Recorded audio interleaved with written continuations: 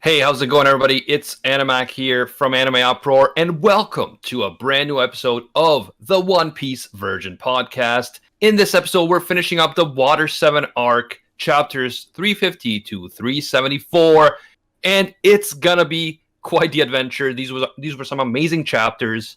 Really cool stuff happened, so I'm really looking forward to it. Joining me, of course, my co-hosts, Nux and Briggs. Nux and Briggs! And for the first time on the One Piece Virgin, we have a young man known as Nate Bestman, also known as the best guy ever. Bazinga! What's up, my fellow enjoyers of consummate media and intellectual content? I hope you're all doing well. I am. Yes, and this is a pleasure to have you. And we were just talking about Robin's breasts earlier, so as you said, consummate philosophical content. Yeah, I'm really excited about this. Yeah. Before we get into it, guys, I just want to let you know that the Rank of 8 Isekai light novel that we are writing, that you might know about, you might not, is currently available on Web Novel. The prologue and the first two chapters are available, and then the third chapter, the next chapter, is coming out on Thursday after we read it live on Rank of 8. So go check that out. Link will be in the description. And if you don't want to go to the link in the description, you can just Google like Truck Isekai web novel or something, and you can find it there. And if you want to give us a review and drop a Power Stone, that will help us with the rankings. So that would be much appreciated. Thank you so much. And now let's get into the fun. By the way, before we begin, Nux and Briggs. Nux and Briggs, I'm glad you mentioned the... Do you have the chapters for next week? I do. Next week! We're doing the first half of the Enies Lobby arc, another fantastic arc in the One Piece universe, and it is going to be chapters 375 to 398. Did you say Enies Lobby? Yes. The entire arc is about assholes. Okay, awesome. Enies Lobby's actually been mentioned multiple times in Water 7. No, it is. I was just trying to make it. Of course. Animac, you killed it. We're Yeah, dying solid joke. inside. Honestly, my IQ is just too high to understand. It's dumb high. I mean, to be fair, it's no using a frying pan as a drying pan, but it's definitely up there with the great philosophical memery. Yeah, brilliant. Anyway, guys, so we pick up in this arc, and the first thing that really dawned on me as I was reading this is in the previous part of Water 7, we were introduced to Franky, and he seemed like this eccentric, Speedo-wearing, weird dude, but he wasn't really, a standout character for me. At the end, we had the whole twist that he worked with Tom, the legendary shipwright, and that he might have the blueprints. So that was an interesting twist. But in this chapter, right off the get-go, when he has that scene with Usopp in his secret headquarters, this dude ends up being like a really, really cool guy. And we get his backstory with the whole Tom and everything. And yeah, I really enjoyed him. He was a standout to me, especially in the early parts of this second part of Water 7. And I mean, we also got to see kind of where Usopp was coming from also. Like in the previous arc, it was like, yo, Usopp is just a boat. I mean, I'm sad that I wasn't there last time because the battle between Usopp and Luffy is among the most emotional highs of the entire series. Not to mention Usopp looking like an absolute Chad out there, literally too smart to lose. But then Luffy just cheats anyway, because he always does. But one of the high points of the series, learning more about but in Skypiea and whatnot, it had seemed that all this stuff about of Usopp like being the only person to like notice the weird, mysterious things that are happening to the Going Merry. We finally get answers to that, and I mean the way that arc progresses just further like solidifies the connection between him and the Merry. And like as a character itself, with like this spirit of the Clouber Man or whatever, however it's pronounced, just makes it like for us, the viewers, like up to this point, I could certainly see why someone would just be like, it's just a ship. Who really cares? But things have changed now that we know what's going on with the little spirit thing. And it's like the spirit of the boat itself has come to life. So now, even for cold-hearted, godless atheists, there's a reason to give a shit about the boat itself. And it sure worked on me. And I think it's pronounced Klaubautermann. Klaubautermann. Yeah, perfect. Like I said. That's exactly what Nate just said. Yes. By the way, Franky's flashback also. First of all, this might be like the best flashback in the entire series per capita because it's 5 chapters long. Franky's backstory is fucking fantastic with the way that it ties into not just. I mean, this was early One Piece classic shit. How it ties into like the overall narrative of the story, Gold Roger relevancy, the current arc of Water 7, what's going on to that day, like, and the new crew member, Franky, like his idol or like his mentor or whatever, Tom, and like how all those things are connected. I mean, I don't know how Oda did it, but like all these early arcs just had the most perfect fusion of like all the elements condensed into like, and what we as viewers get as a result out of it is like projected into like the one character of Franky. It's mathematically designed to make you feel, and he's mastered the science. Yeah, so as far as one part I didn't like. There was one part about his backstory that I didn't like, and I'll talk about that later when we get to that. But otherwise, I did really like. I'm ready to go sicko mode on you.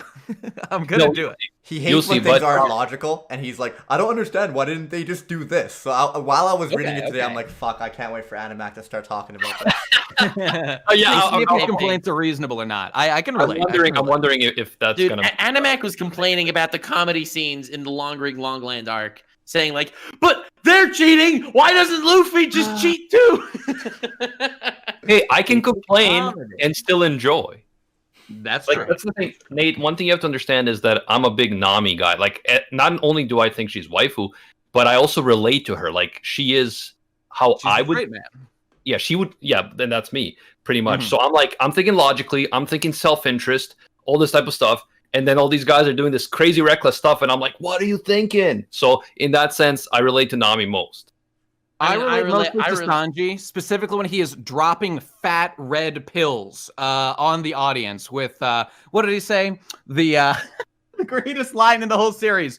A man forgives a woman's lie. Oh, I just sent you that image. I felt that. I felt that in my bones, Sanji. A real man forgives a woman's lies. That's what a simp, and yet I like him. Yeah, Sanji got some really great moments in this arc. Like, no doubt. He basically took over the whole quest for Robin type thing while Luffy and Zoro were stuck in between buildings.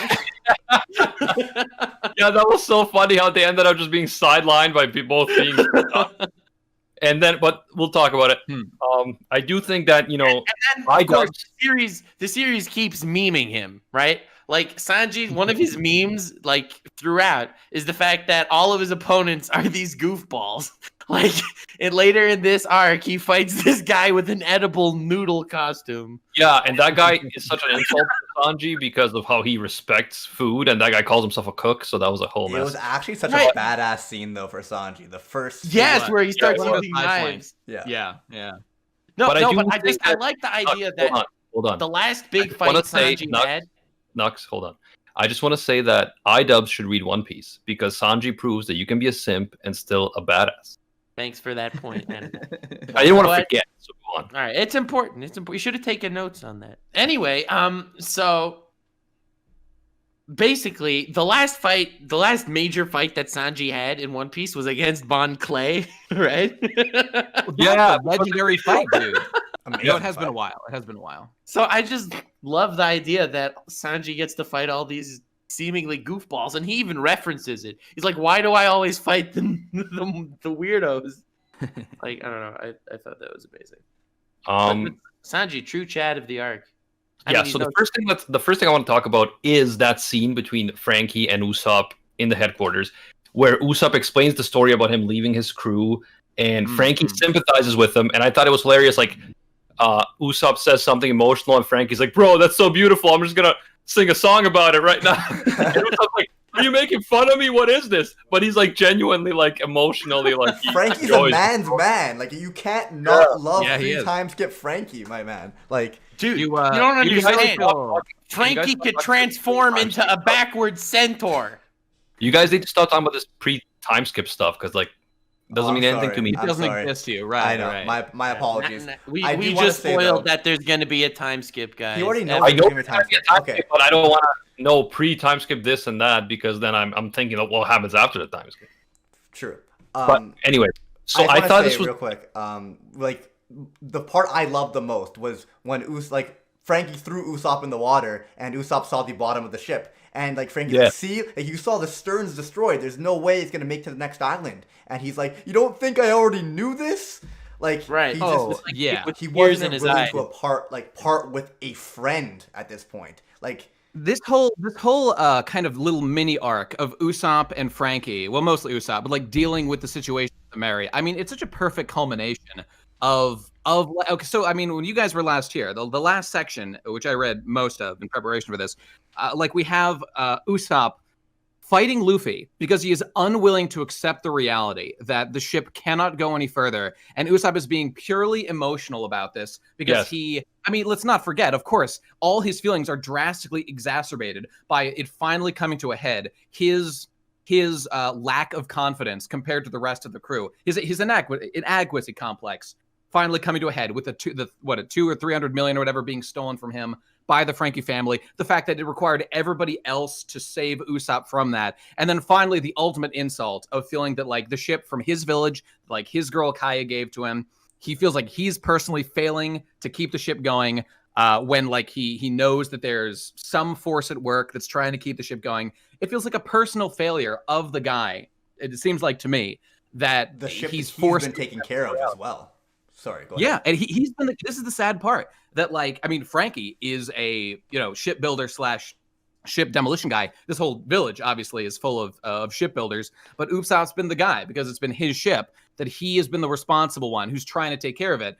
I mean, this is the thing. Their crew is incomplete. And, as One Piece goes on and they add more crew members, they gain more abilities and more skills. They haven't had anybody whose job it was to care for Mary the way that it needs to. And even in this scene, when Usopp is just trying to patch it together, Franky just says, even like, your hammer technique sucks. Oh, wait, sorry, that's way later in this little section. But yeah, I mean, even the basic skills, Usopp lacks the ability to do that. And it's really sad to see that he's forced to confront this. And it's really great that, like, I mean, obviously this was intentional. There's a reason why Oda, kept building up the damage being done to the Going Merry up to this point in the series in anticipation, one would think, of the island of shipbuilders. And so, I mean, I just love how everything about this island is so perfectly themed around shipbuilding. Like, they've got a shipbuilder, bunch of people around. They've got, like, issues with their ship.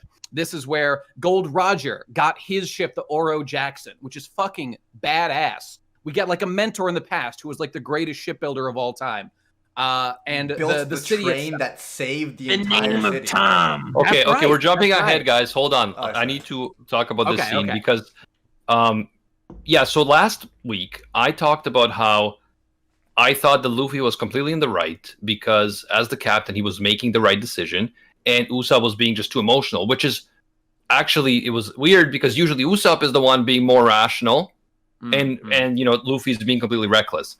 And a lot of people in the chat were saying, hold on, wait till next chapter and the next section. And I think that absolutely in this, I thought that big reveal with Usopp saying, I know, like I knew all along that it couldn't sail anymore, but it was such a reflection of his own insecurities. And, if the ship is useless and I can't do anything to help, to repair it, I'm useless too. So what am I even doing? I'm just, holding the crew back. Right. That part made it more deep and interesting for me. And I also really liked how Franky essentially made the same argument I was making last week to him. He said, listen, so this ship clearly was loved, and that is why the Klaubautermann manifested. So this ship cared about you enough to like become personified in a sprite and repair itself because it loves its crew members. How would you feel, Usopp, if you pushed the ship to sail with the crew on board and to sink and endanger the lives of this crew? Like the ship would not want that. So I thought that was a really cool point that Franky made that kind of contributed to the whole Usopp coming to terms with the situation. But then Usopp also made a comparison that I think added to it. He compared the ship to a friend dying on its deathbed. Can we just leave it behind? Are you going to leave it dying, Yeah, I think he said that, but then I liked Franky's point more, which he says, like, would your friend want you to endanger the lives of all your crew? I'm saying that's like, as we'll see, in addition to all the insecurities he has, he sees the ship as a friend, as a nakama, and he's like a friend on his deathbed. Are you just gonna leave him behind, or are you gonna like want to like finish off together? And we'll see more of this as it goes, but it's interesting to think of like Franky's kind of tumultuous relationship with the idea of creation and destruction of like a ship or weaponry, which obviously is integrally tied to his backstory and the story of Tom and all that stuff. So so that was a big point, and like the whole difference in philosophy between Iceberg and Franky was very interesting. Okay, so we had the whole Kabouterman stuff, and I like that Usopp in this section of the arc really admits, I wasn't being rational, but it's just it was so emotional for him. And I didn't like how Usopp bitches out at the end, but I did respect that new guy, the Sniper King, who stepped up. That was good. Yeah, SOGEKING, that's an impressive individual. Mad lad. By the way, SOGEKING is one of my favorite characters in the entire story. SOGEKING. Well, someone had to step up to the plate when Usopp bitched out. Yeah, Usopp left. Shame. Shame. But at least, because where Sniper Island is, bro? It's in your heart. No one even cared, bro. No one even seemed to care. That part was fucking hilarious. I loved when Franky and Sanji were talking strategy and SOGEKING sitting there. And, like, in between each sentence, like, you want to know where, you guys don't have any more questions? Do you want to know where Sniper Island is? And then Sanji said something to Franky, and then you're like, it's in your heart. Dude, that was the funniest joke in this entire section. How they are just talking strategy and like he's like, guys, please care about my backstory. Please listen to me. I'll do anything if you just respect my OC I just came up with.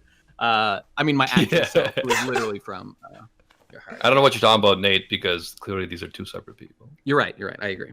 Oh, by the way, I was just gonna say the end of that discussion between Franky and Usopp.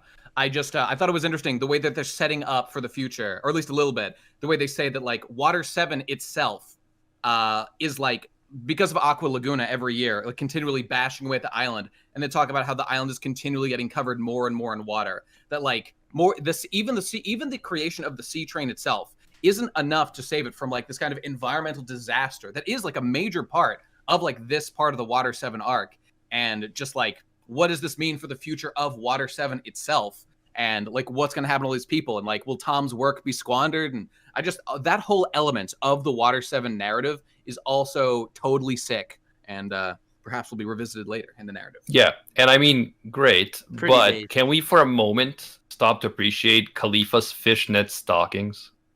They do look great. Bro, you know what? Appreciation is what I'm saying. Because the whole CP9 crew is styling as hell. They look absolutely fantastic. No, they're great. They're great. But She Khalifa, has the though. pigeon, man. The crazy thing. Did you see that his pigeon had a fur coat of its own? It sure did. When I saw that, I was like, man, Khalifa's hot, but also that is funny. I always say that like this is like the genius of Oda. Right there. Oda is not afraid to make his characters always have like an element of silliness to them. I don't know. I guess like the last guy who wasn't silly, Crocodile and Eneru didn't particularly have any silly elements to them. And as like the Eneru main guy, did have a pretty great face when he saw that his lightning doesn't affect. Yeah. Well, that's for sure. You're absolutely right about that. His ears are also pretty god tier.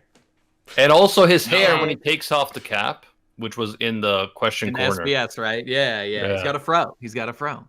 Did you know that Eneru's design is loosely based on Eminem? Yeah. I heard that, I heard that. The real Slim Shady back in the old days. Yeah. Truly became rap god of lightning. Yeah. Oda foreshadowed rap god. Let's talk about the back story now, because it turns out that Tom's workers were Franky, Iceberg, and that old lady from the train station, Kokoro, was it? Yep, that's right. And the Yakuza frog dude. So I thought that was cool. But so essentially, so we learned that Tom built Gold Roger's famous ship, the Oro Jackson, and he was sentenced to death because of that after Roger's execution. So when Roger lost power. And what happened then was, because Water 7 was so isolated from everything because of the Aqua Laguna and the bad waters and stuff, he's proposed to build the water train to help the island, and because of that, they postponed his execution first by 10 years, and then it ended up being 14 years. And then just as he was going to be acquitted because he's contributed to so much to the thing, it turns out that one of the douchey marine dudes took Franky's battleships that he kept building. And he is a cypherpole agent, a legally distinct agency from the Marine. I don't care about him, but he was a dick. But yeah, so he took Franky's battleships that Franky was making just for fun, and he used and abused them in order to frame Tom and his crew in attacking the judicial ship. And then what Tom had to do, which was such an epic moment, and I really appreciated that. Tom, by the way, is a fish man, so I thought that was interesting. But Tom had to sacrifice himself and say, because I've contributed this, please forgive this crime that just happened, that we're being blamed for, even though they didn't commit it. They're being framed. And I'll take the punishment for the Gold Roger thing, because he didn't want Franky and Iceberg and the others to suffer the consequences of what just happened as a result of the framing. And then there's the whole moment where he's fighting all the guys and they tranquilize him, and oh man, I love Tom that was deep. So much. Tom's great. Yeah, Tom's amazing. To put a little more of the backstory in there, it's specifically what I love is the fact that, so when we meet them, like the Tom's Workers group has already been formed, as you said, but it's specifically the way that we see Franky kind of integrate into the group. There's that one flashback. So as you said, like the judge shows up. We learned that Tom made the Oro Jackson, the ship that carried the Pirate King to the end of the Grand Line. So that's where we get our connection to Roger and all that stuff in this arc, which is fucking awesome. But seeing how, while working on the sea train as a way to like excuse these past crimes, which I mean, by the way, we should not ignore that, like, fuck off, world government. I mean, go away. Because their whole arc is that it is a crime to have done anything to help the Pirate King, because the political consequences of Gold Roger's actions were to inspire the golden age of piracy that they're currently in, which has led to, actually, among other things, right now, Water 7 itself is suffering, like, economically and safety-wise and all that, because they're in the midst of the golden age of piracy that was spurred on by the Pirate King, telling everyone to go find his treasure, starting the search for One Piece and whatnot. So, like, it kind of is directly Tom's fault, at least, the situation right now of Water 7, even beyond just the fact that the world government wants, piracy clamped down on, and they want to control everything, obviously. So the judge that shows up, though, is a good, reasonable person operating within the basically evil superstructure of the world government, where just raising a pirate flag is a crime. And I would put it to you and to any man who wishes for freedom in a society where simply deviating from the will of your masters is a crime punishable by death. The only thing that makes sense is to be a pirate, or else you just have a boot heel on the back of your head, for your entire fucking life, which a lot of people accept. But anyway, that's a side point. I was just going to say that Franky's way that he integrates into the crew, starting off as like a miscreant who Iceberg doesn't like because Franky's obsessed with making weaponry, and he loves making his battle Frankies, and Iceberg tells him over and over and over again, making those weapons is just asking for trouble. You're making really dangerous weapons specifically to beat Sea Kings just for fun. Bad things can happen as a result of that.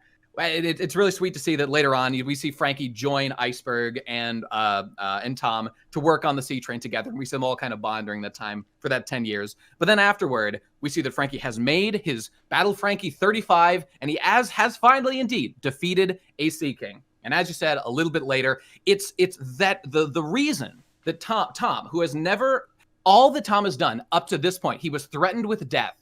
Iceberg's always yelling at him. He's being continually nagged by his hag wife Kokoro, presumably. Nah, she's sweet. But he just puts up with everything and laughs and laughs and laughs, and even laughs at Franky making these incredibly dangerous weapons, which Iceberg is totally justified in thinking that Franky is being, or Cuddy Flam, whatever, is being irresponsible by making. Who is and Tom? It's not. Who is Tom to say anything to Franky at that point? Franky's perfecting his craft like Tom wants him to. At the same time, Tom built the ship that the Goldie Roger exactly right. used, right? So he has no one to say that to Franky. Yeah, and that's the big debate that occurs here, right? The big debate that happens is Iceberg's philosophy is you shouldn't create weapons, because then if someone misuses them, And this includes ships. If someone misuses them, then you're partially responsible. And this also applies to the whole Robin and her quest for knowledge about world history. He says that you shouldn't do this if it's dangerous, if it has the potential to harm people, whether it's secret knowledge or whether it's ships or whether it's weapons, it shouldn't exist.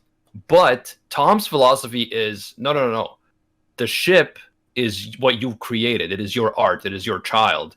But it's not your fault if someone chooses to misuse them. That is their prerogative. Tom, you know what Tom is? Tom is a hardcore Ayn Randian objectivist. That's what Tom is. No doubt about it. Hardcore he is. He says it is not what utilitarian usage comes from your creations. All that matters is that you want to create something and you will find fulfillment in doing so, which is exactly the utilitarian or the objectivist philosophy. So Tom, so it's almost like a utilitarianism, which is iceberg, versus the personal responsibility. Thing, where it's like, hey, I'm not responsible if someone uses to misuse my creation.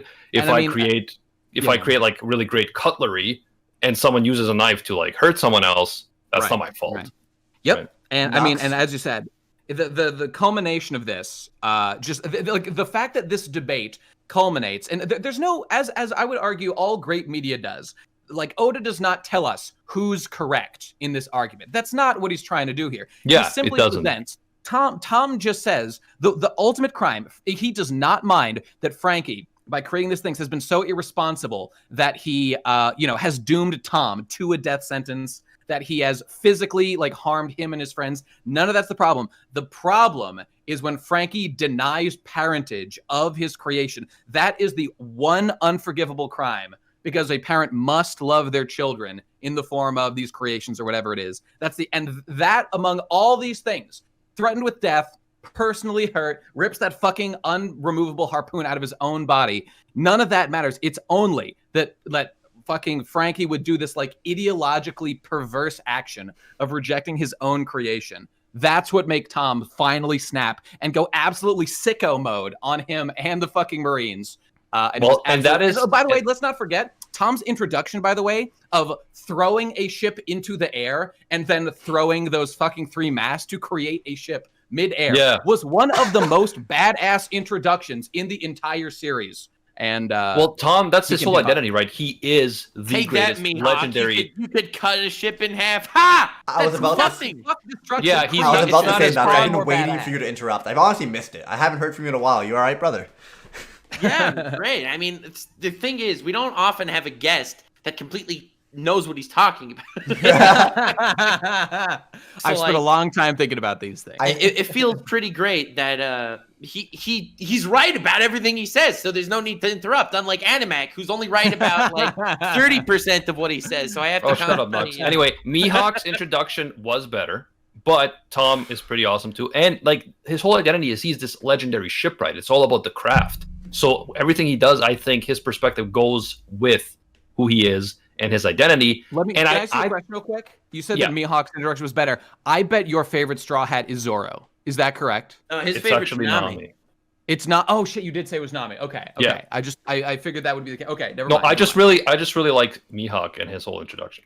But okay. Yeah, so the thing I was going to say is I hope that this whole debate about, agency versus utilitarianism I'm sure it's going to keep being explored with the whole secret history of the world and Robin's backstory as we learn it, because we learned some bits about Robin's backstory in this. We learned that the reason she left the crew was because CP9 contacted her and said, if you do not help us get Iceberg into plans, and then turn yourself in and surrender, we will use that buster call to bring all the admirals or vice admirals or whatever here to kill the Straw Hats. And it's so funny because I guess Aokiji was the one that said he would make that happen. That's right. And just in the previous arc, Aokiji was like, Robin is a horrible person. She betrays everyone. And yet he saw that something was going on because he knew that they could now use this crew that she's with against her because she isn't prepared to betray them because she genuinely cares about them.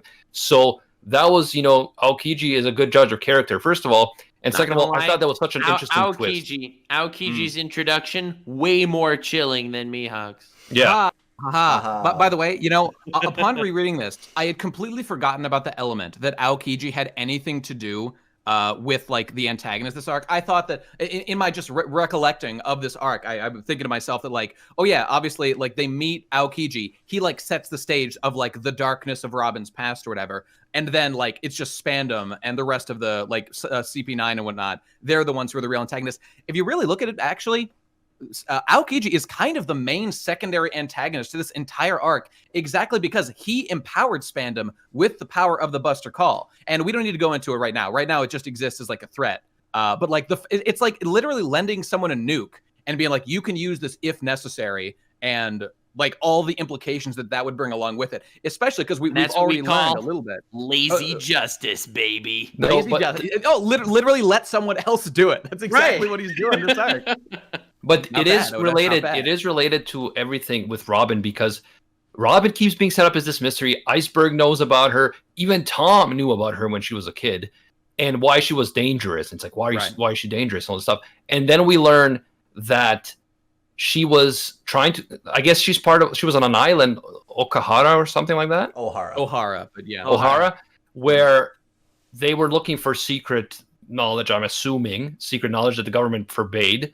And then that Buster Call was used to destroy the entire island, and she was the only survivor. So that is one of the reasons why she is so afraid of the Buster Call, and why she was willing to do whatever it takes to protect the rest of the crew from this fate. And when I thought that was like when a she cool sees thing. that snail, bruh, PTSD, flashbacks.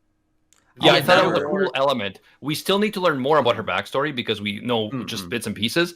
But I thought it was a cool element, and it really keeps me interested in her goals and in her backstory.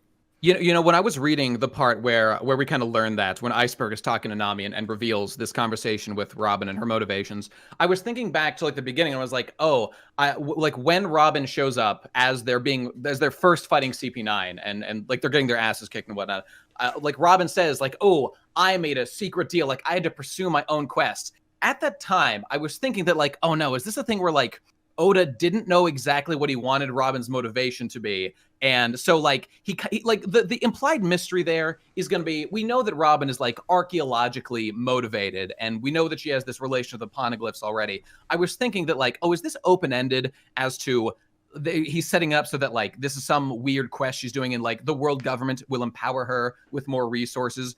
But obviously it was left open-ended. But then we got to that and I was like, oh, I was completely wrong. Oda clearly intended this from the start. This was all about saving the Straw Hats. And I don't know. There's no ambiguity about it. I'll never forget the first time I watched this arc. And I was like kind of unsure of what was going to happen to Robin. And when I found out for the first time that it was all to save the Straw Hats, and that she finally found a crew that she like cherished as friends, and she was being like real about it, I was so happy. And at the same time, Nami and Chopper are so happy about it, and it was just like such an amazing moment. So is Luffy. When Luffy was stuck between those buildings, and he's like, so she lied? Hell yeah! And then he like, nonchalantly says to Zoro, hey Zoro, that's the thing. You want to cut the chain? And Zoro's like, sure. And all the guys are like, sure. I was Animac, since this is your first time reading, because this is a very interesting section of the story, because we've experienced the absolute nadir like of the Straw Hats like emotional point up to this point in the story, where it's right after they've all been beaten. I mean, just in rapid succession, what has happened? They have lost the Going Merry, basically permanently. They have, like, Robin disappeared, and now we're learning that, like, oh, she was really involved in the assassination attempt on Iceberg. Usopp also leaves the crew as a result of this shit, and then we see the Straw Hats all physically beaten down by CP9, and it feels absolutely hopeless. And it's actually Nami and her conversation with Iceberg, that is the point where things finally, from this bottoming out point, starts to pick up. And we're like, oh shit, actually, there is stuff that we can do, and there is hope, because Robin has only been forced into this position. It's not like she's actually betrayed us. Like, Usopp and his relationship with Franky is developing. You know, we see them teaming up to some degree, at least, on the train later on. And we start to feel, did you feel a sense of absolute despair at that bottom point? Because I remember being, like, very sad just as a human being getting to this when I first read through. What was that like? That kind of turn? So the question is, because we've been from what we've learned about Robin from other people, we've been led to believe that she's incredibly selfish, that she's incredibly dangerous, that she has a dark side. But so if you believed that, then you might have been like, whoa, what's going on? And then you might also be like, well, now that it turns out that she was trying to save the crew, clearly she's developed a lot as a character. I do believe that is a sign of development. However, I also don't completely buy that she was as bad as people say she is. But I do really appreciate the fact that she ended up being, falling in love with the crew so much that she ended up completely abandoning her dreams and all the stuff that she apparently has been for years, only pursuing that at the cost of everything else. She ended up abandoning that to save the crew. So I thought that was amazing. And, time for our weekly Nami appreciation time, because indeed, I definitely thought, like enjoy you said, it while you can. when Nami learns the whole thing about Robin, she goes out. First of all, she gets emotional. Then she goes out. She tells everyone that Robin didn't betray them, that they got to go save her, that she's still their crewmate.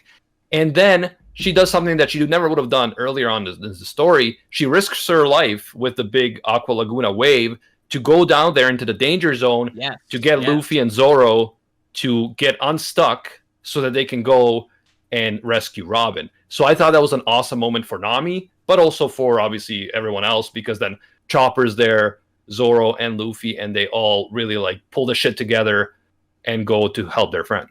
If I might for a moment, I'm glad that you highlighted that, because I did make a note to specifically comment on that we don't see too much of these in modern One Piece all the time. But the feeling of, specifically, Luffy breaks free. There's this emotional climax as this biggest wave ever of Aqua Laguna is currently crashing down. It's about to hit. And as everyone's like, Nami, don't do it. Everyone's going to die. Don't go down there. But Nami does go to run to save Luffy. And Chopper does go to try to break Zoro out of the chimneys that he's stuck in. So hilarious situations to be in. So I appreciate the comedy element of it.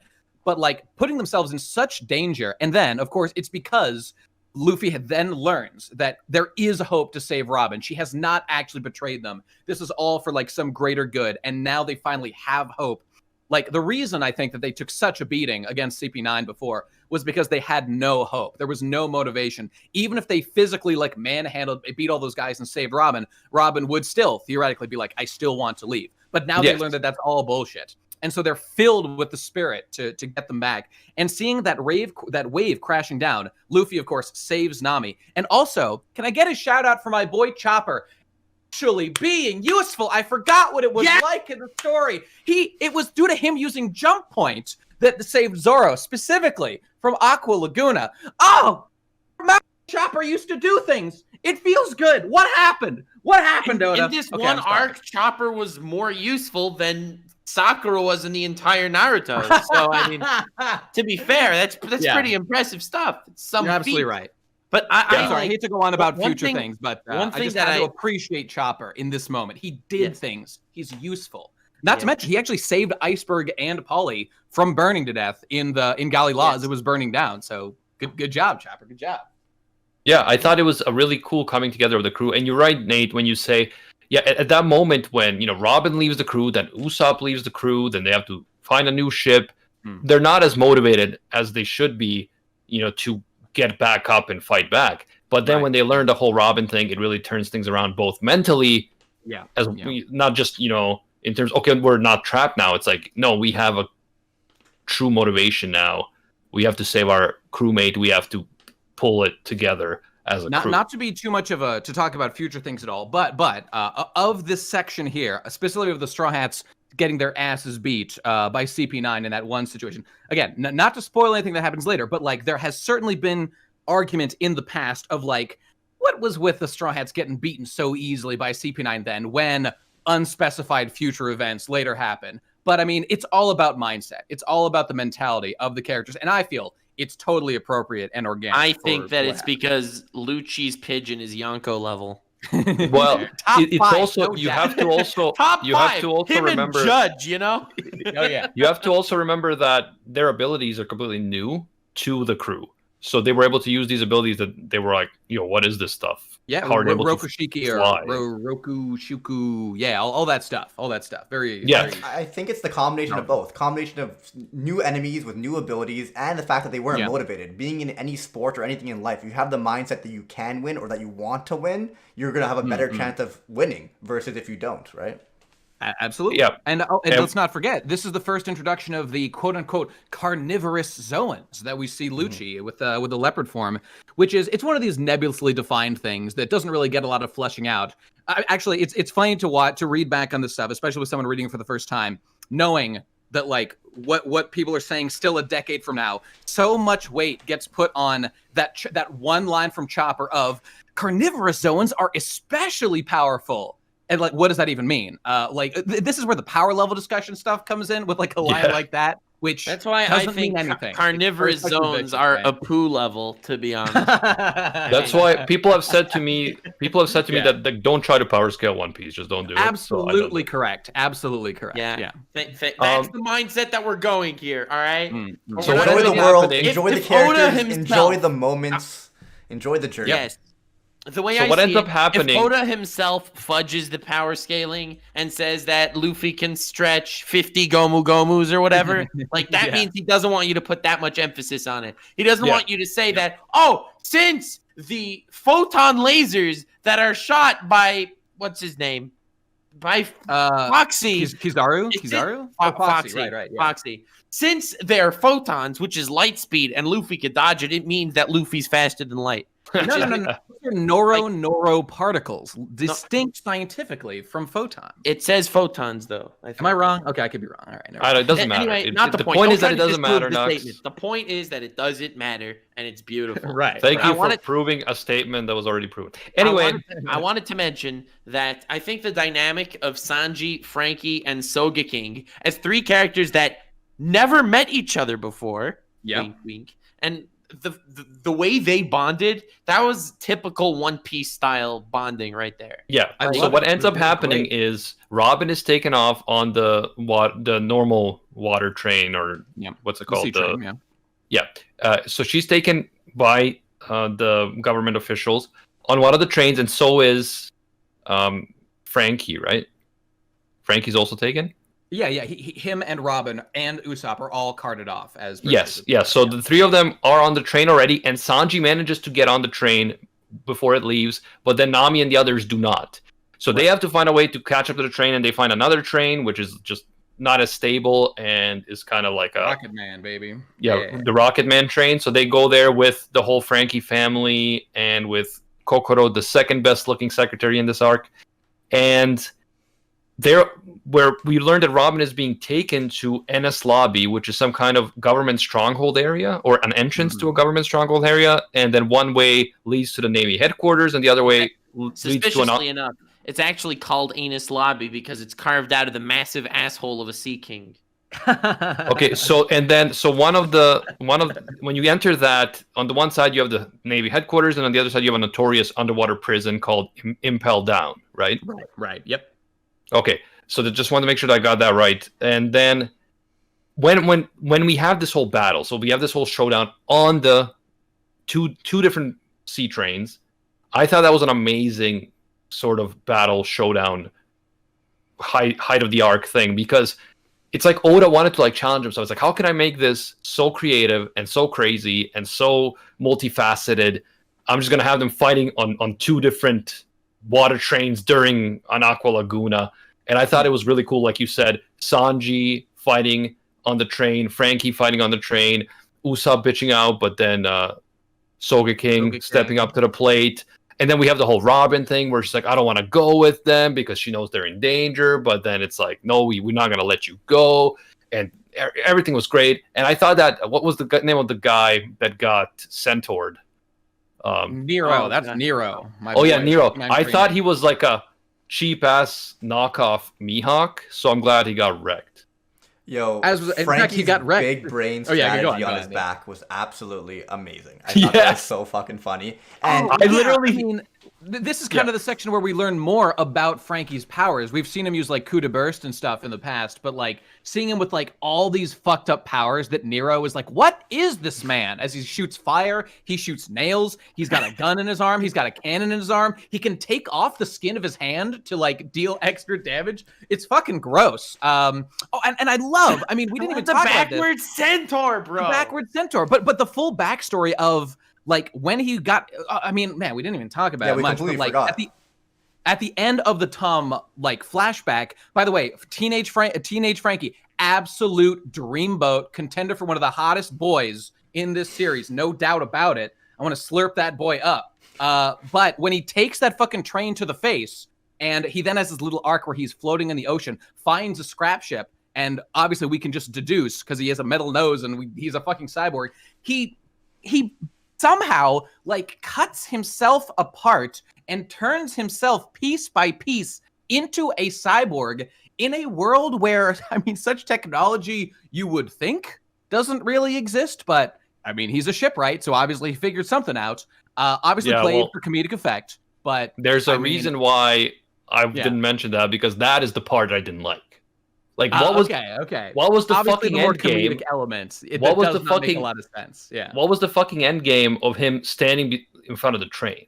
Like, are you an idiot? Are you a complete moron? Like, that pissed me off because to me, no, I know it was symbolic, but it just doesn't seem rational. From what we know about him, yes, he is idealistic and crazy in ways, but it's like, I feel like he would have a different plan. Like, dude makes weapons. You're going to stand in front of the train with no weapons? Like, I'm okay with him trying to... First of all, he had weapons. He literally brought weapons with him and attempted to shoot down the train. He had a big old cannon on his back, and it failed. And then in an act of desperation, which I agree is not logical, he then just stood there, spread his arms wide, and said, okay, stop. So I don't remember him actually firing a weapon at first. I didn't remember that part. He shot the bazooka, and once the train went through all the smoke, he realized there was nothing Obviously, it was left to do. ineffective. Then take it on like a fucking man. Because there was nothing else to live for at that point. Definitely do not try this at home, guys, if you're trying to turn yourself into a cyborg.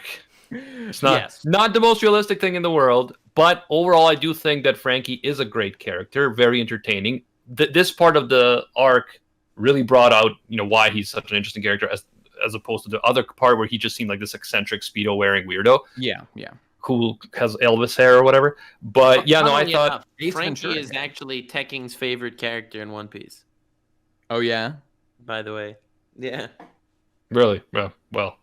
I would say that he was no my favorite pre-time skip, but people get mad at me when I say that. Animac, I think it's really your favorite pre-time skip? When I first watched the series, I liked Franky more than Sanji and Zoro, and then now at this point, post-time skip, my ranking is all different. But anyway, so at this point of the story, my favorite was Usopp. I was gonna say, if your favorite isn't Usopp, then your brain isn't functioning correctly. I'm just gonna plant that. I thought Franky was so cool, but I watched it like 14 years ago or whatever. But how can you not have such pathos for the highs and lows of Usopp is the biggest man in the crew.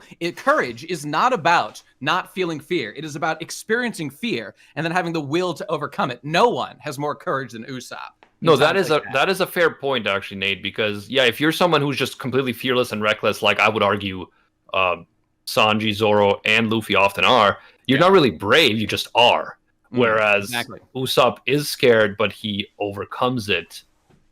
And that's definitely respectable. Like, personally, the fight him versus Luffy is, that is one of the best moments of the entire series, and he kind of just continues that spirit as he keeps fighting and sniping and doing all kinds of fun tricks and stuff. Yeah, and again, Usopp is someone I relate to more too, because I am not an crazy reckless person. I like to be a strategic, careful person. Would not stand in front of a train. I would not. Right. Neither would Usopp.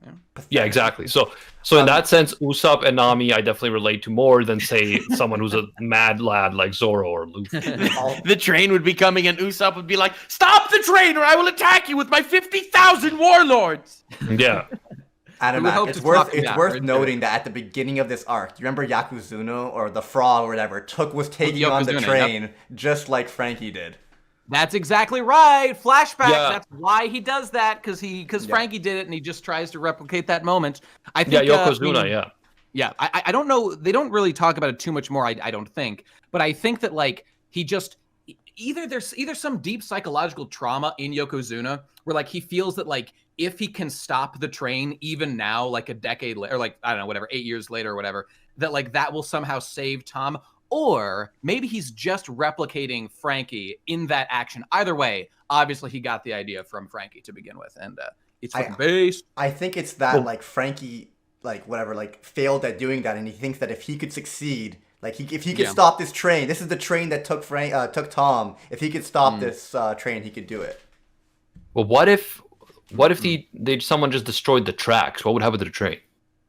I mean, it would derail, but I guess nobody has any desire. I mean, it's a pretty net positive for everybody, I guess. And the Sea Kings are kept away through the technology. They briefly glance over. Oh, we've got Sea King repulsors installed. All right, Tom. All right, whatever you say, buddy. No, because I was thinking of like, let's say if Franky wanted to stop the train, if just using one of his weapons to take out the tracks would have helped, but maybe not because it's still floating. I don't know. Hard to say. It's not really discussed how strong the track is. I mean, I suppose practically speaking, if Franky, because in that scene, what had happened was Franky was currently engaged in like fighting the Marines as Tom was being carried away to the train. Practically speaking, if he wanted to stop the train from leaving, blowing up the track would probably be a much easier task. Although, again, maybe they're like invincible or like made of some magic material. I don't know. I think that I they can't imagine have what that would be. indestructible repulsors that they use. I mean, I think I'm going to give it to. I think Oda was thinking more rule of cool in that moment. Than, and that does happen quite a bit in One Piece, which is fine. Yep. Right. But really that doesn't mean that I can't complain about it. Sure. Well, you could complain. It just teaches us your inadequacy to properly understand. Well, the objective wasn't to stop the train; it was to kill Spandam too. So he was trying to destroy the train that he was in. Yes, Spanda. Yeah. Spanda.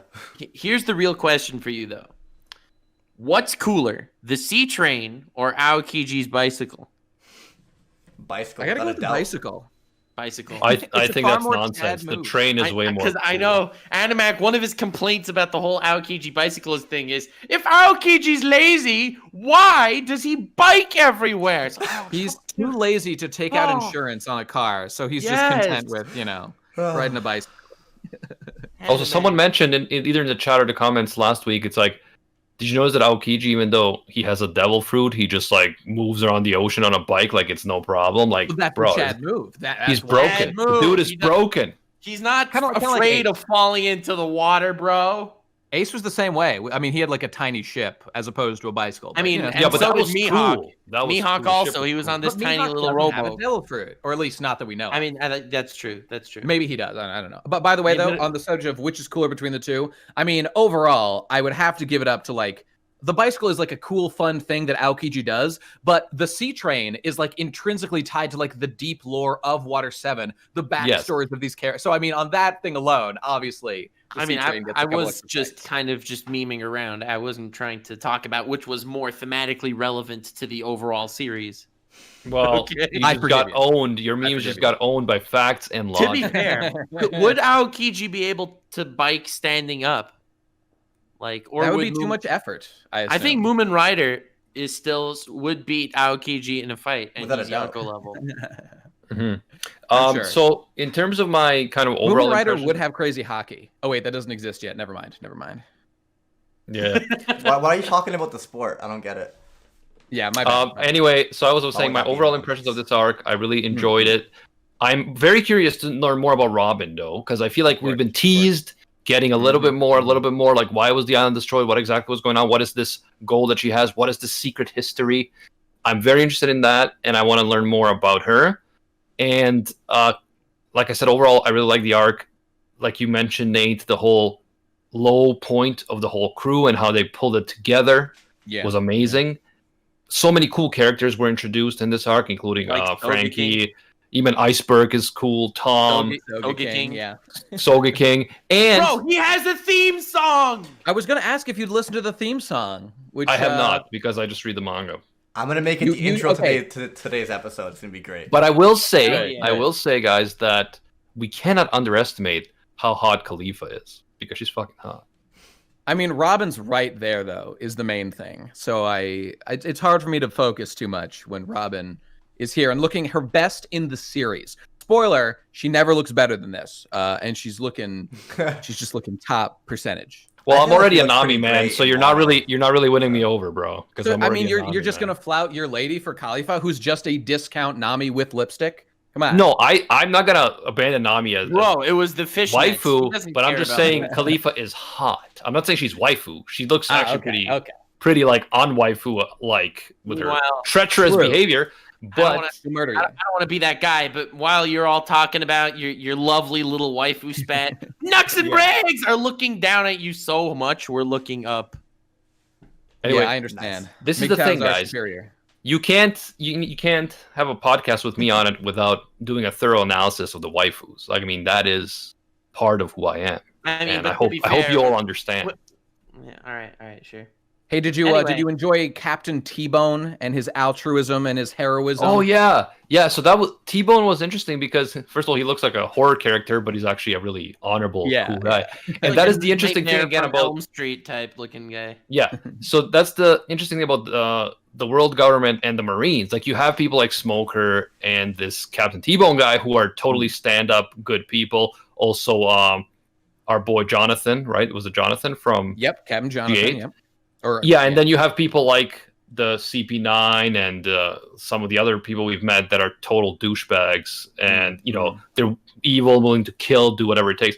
So it is interesting. I like the fact that these Marines and the world government are not just one-sided, bad evil villains. There's more nuance to it. Yeah, I really like that these multiple sides of the world government are presented, because it is a world controlling organization. Naturally, not all the elements, not the individual people. And like there of course, One Piece is at its heart a struggle of like freedom, aka chaos, versus order, aka law.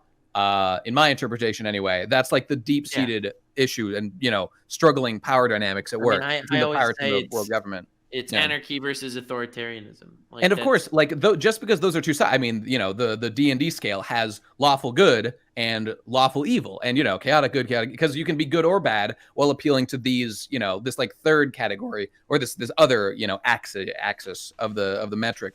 And watching the different kinds of people collide. I mean, we didn't talk too much about what we see. There's not really that much to say yet. Or even at any real point, but like we can clearly see that like Lucci has an interesting speech to Sanji when they finally meet up on the train after Sanji and the gang have finally made it there, and Lucci's like, okay, Sanji, or Straw Hat crew members or whatever, what you need to understand is this woman's existence is inherently a sin and is a threat to the world, and we're doing a good thing by like suppressing this woman by taking her out of the circulation or whatever, because she has the power to revive Pluton, and we can't just let that power run rampant. We the greater good pursuing world government need to not only control her, but to need to actually, because this is the other thing that's described in this section, we need to create Pluton and use it to crush the age of piracy. That is the real goal of capturing either Franky or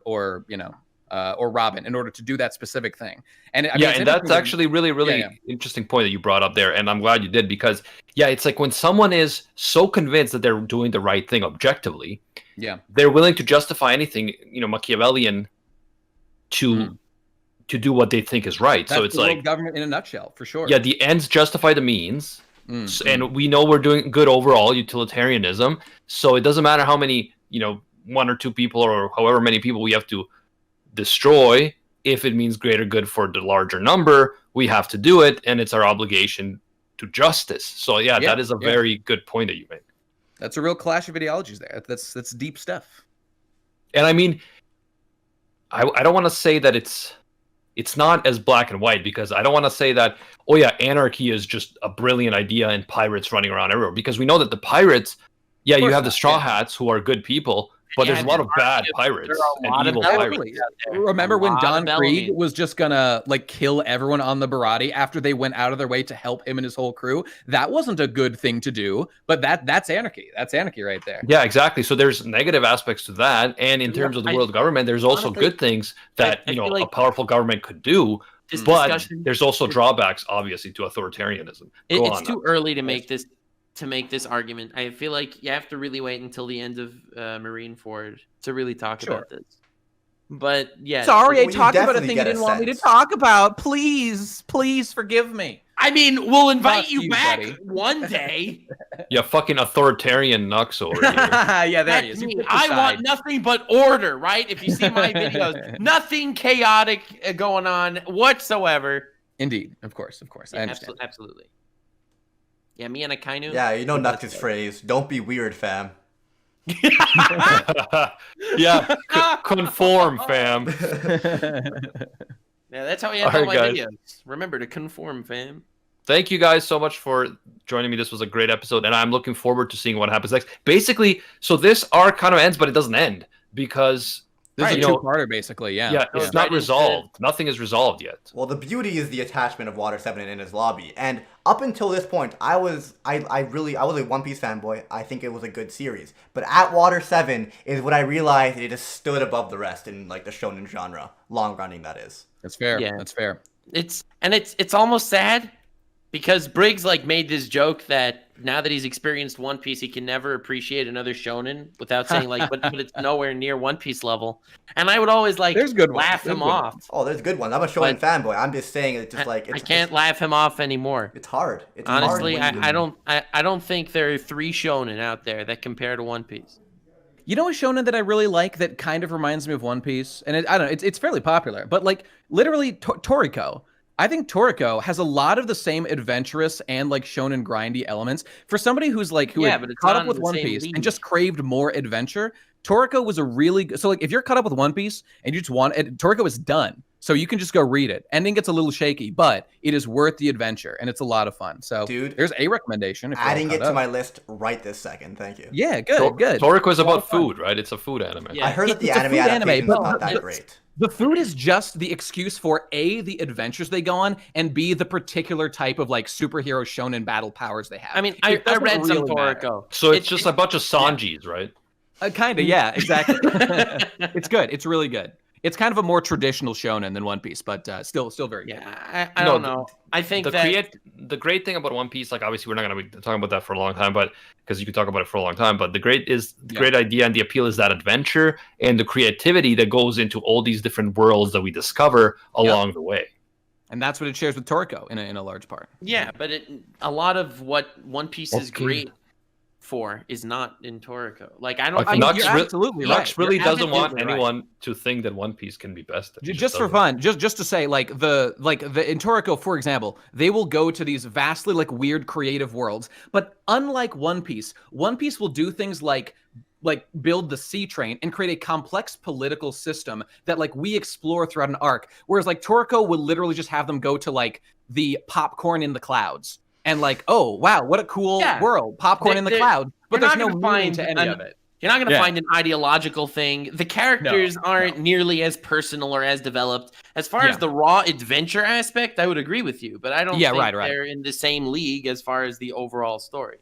Yeah, and I really like things like complex world building and politics and all that stuff. So I like that One Piece has that, and I look forward to more of that. Indeed. Guys, thank you again for joining us. It's been a blast. Don't forget to check out the Rant Cafe Isekai novel on Web Novel, now available for free. And on Thursday, this coming Thursday, on the Rant Cafe, we're going to be reading the next chapter, and then that is going to be uploaded to Web Novel as well. Link will be in the description, or just Google Truck Isekai Web Novel. And be sure to check out Nate. His channel is Best Guy Ever. Oh, and on the subject of One Piece, me and my boy Give and Take, every time there's a new chapter, we do a chapter review on the Podcast, which is our YouTube channel. And so if you want my kind of incredibly overly verbose, droning, endless extrapolation of every tiny detail in a new chapter, the Podcast is the place for you, my friends. And then I make also videos of other things on Best Guy Ever. So yeah, check them out. Yeah, for sure. Check him out. Links will be in the description. And the Podcast is an amazing name for a podcast, man. that's all pure give. And thanks, it's buddy. A pretty great podcast. Bro. I mean, to be fair, they don't even care that Apu's Yonko level, which I can't watch because of the spoilers, but all right. Thank you, Nux. We forgot about Zoro cutting a train in half. All right, we're good. I mentioned it. Okay. I was scared. That was awesome. I mentioned that Luffy nonchalantly said to Zoro to cut it in half, and Zoro's like, sure. And then all the guys around are like, Nani? And then it happened. But Luffy first told the people in the train to move to the different sides, right? I believe he did. Yeah, because I think by the way, like he didn't want to risk someone getting like killed. Yeah. What makes that so good and actually enjoyable, unlike other series where things happen like that, is specifically everyone's like comedic reactions. It's the fact that like it's almost played as a joke that Zoro would even do that. That's why I'm like, good old One Piece. It's not taking itself too seriously. Love that. Love that. Yeah, man, and like when you think about how much work it must take to to draw all that stuff, the whole world and everything, all these so many different characters constantly in the picture. Like, you really have to respect Oda for it and everyone else who works on One Piece. It's crazy. No doubt. No doubt. Hell yeah. So all right, now you can end it. It's going to be 375 to 398. Yeah, it's going to be fun. That's the Enies Lobby. And yeah, looking forward to it, guys. Let's get into it very soon.